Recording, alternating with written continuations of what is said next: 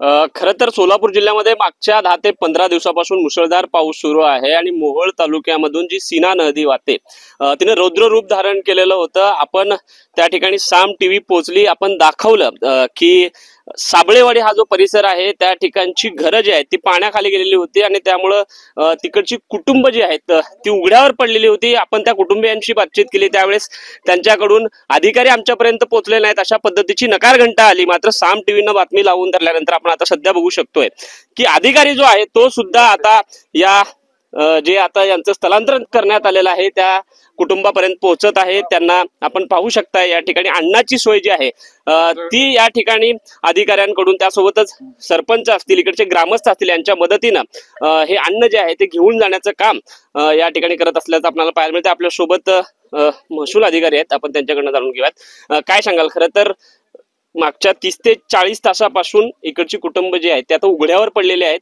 आणि तुम्ही कशा पद्धतीने तुमची यंत्रणा या ठिकाणी काम करते त्यांना मदत पोहोचवण्यासाठी? तर मागच्या 30 ते 40 तासापासून आम्ही ग्रामस्थांना या पूर परिस्थितीबद्दल यापूर्वीच कल्पना दिलेली आहे की सर्व नागरिकांनी आपले जेवढे काही जीवनावश्यक वस्तू असतील, जनावरं असतील, जनावरांचा 4 दिवस किमान 4 दिवस पुरेल एवढा चाऱ्याचा साठा त्यांना करून ठेवायला सांगितलेलं आहे। तसेच पाटील वस्ती जी पुरासाठी म्हणजे त्या ठिकाणी पुराची परिस्थिती जास्त निर्माण होते, तेथील जवळपास 25 कुटुंबांना आम्ही स्थलांतरित केलेलं आहे साबळे वस्ती या ठिकाणी। तसेच साबळे वस्ती इथं जवळपास 4 दिवस पुरेल एवढं 2000 लिटर मिनरल पाण्याची टाकी तिथं आम्ही पोहोच केलेली आहे। तसेच आपत्कालीन परिस्थितीमध्ये जेवणाची सोय ग्रामपंचायततर्फे चालू आहे।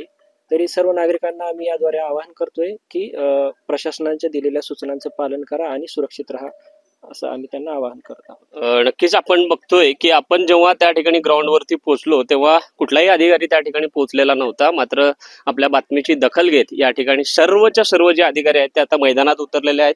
तिकडच्या स्थलांतरित लोकांसाठी अन्न पुरवठा केला चाललाय, पाण्याची सुविधा केली चालली आहे आणि जनावरांसाठीचा चाऱ्याची सुविधा सुद्धा केली जाणार आहे, अशा पद्धतीचं आश्वासन आत्ताच महसूलचे अधिकारी आपल्याशी बोलताना देत होते।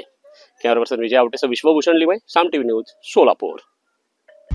आता isakal.com आहे देशातील नंबर 1 ची मराठी न्यूज वेबसाईट। प्रत्येक अपडेटसाठी isakal.com ला नक्की भेट द्या।